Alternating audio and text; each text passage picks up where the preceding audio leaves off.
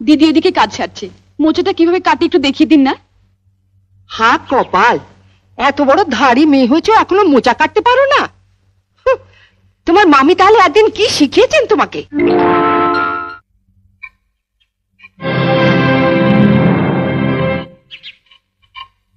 আজকে তো আমাদের বাড়িতে পুঁটি মাছ আসেনি। এই পুঁটি মাছ এলো কোত্থেকে? লতিকাদের বাড়িতে আজ কাজের মেয়েটা আসেনি, ওগুলো কাটতে দিয়ে গেছে। ওর নাকি আজ ঠাকুরপো এসেছে, সে নাকি পুঁটি মাছ খেতে খুব ভালোবাসে। এদিকে তোমার অসুস্থ ছেলে খিদের জ্বালায় কাঁদছে, আর তুমি লতুর ঠাকুরপোকে পুঁটি মাছ খাওয়ানোর জন্য। সব কথাতে এভাবে হেসো না তো। ওঠো ওঠো বলছি। তুই তো লতুকে চিনিস, এসে যদি দেখে মাছ কাটা হয়নি।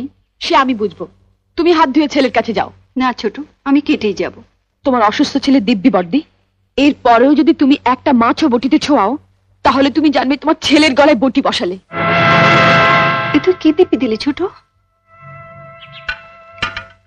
ওঠো ওঠো বলছি, এসো।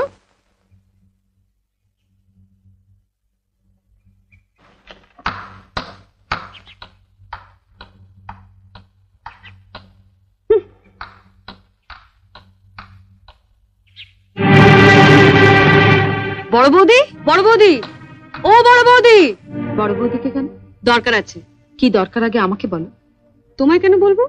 দরকারটা আমার ওর সঙ্গে। দাঁড়াও, সাগরে পৌঁছতে গেলে তোমাকে যে আগে এই ছোট নদীটা পেরোতে হবে ঠাকুরজি। সাগর? আজ আমিও দেখব ওই সাগরে কত জল আছে। কি রে লতু, কি হয়েছে? এত চেঁচামেচি কিসের? দেখো না মা, কতদিন বাদে আমার ঠাকুরপো এলো, বলে একটু পুঁটি মাছ খাবে। আমি সে কখন পুঁটি মাছগুলো কাটতে দিয়ে গেছি, আর তোমার বড় বউয়ের এত সাহস, ওগুলো না কেটে ঘরে খিল দিয়ে বসে আছে। আমি বড়দিকে মাছ কাটতে বারণ করেছি। তুমি বারণ করেছো? হ্যাঁ। কেন? মা, আমরা বাঙালি ঘরের মেয়েরা বিয়ের পর অনেক আশা নিয়ে স্বামীর ঘর করতে এসে ঝিয়ের কাজ করি, এটা আমরা মেনে নিয়েছি। কিন্তু তাই বলে পাড়া প্রতিবেশীর বাড়িতে ঝি না এলে তাদের বাড়ির ঝিয়ের কাজও আমাদের করতে হবে, এটা আমি কিছুতেই মেনে নিতে পারবো না।